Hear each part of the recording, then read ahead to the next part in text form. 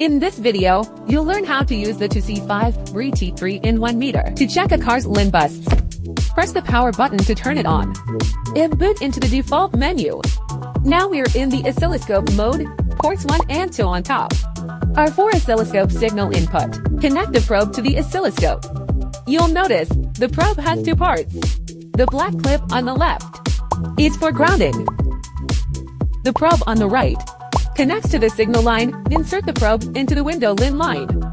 Set the probe to 1x mode.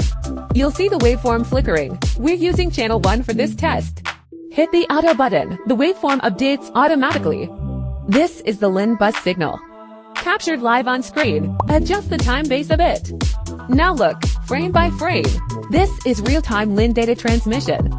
Head into oscilloscope settings. Switch the trigger mode to single.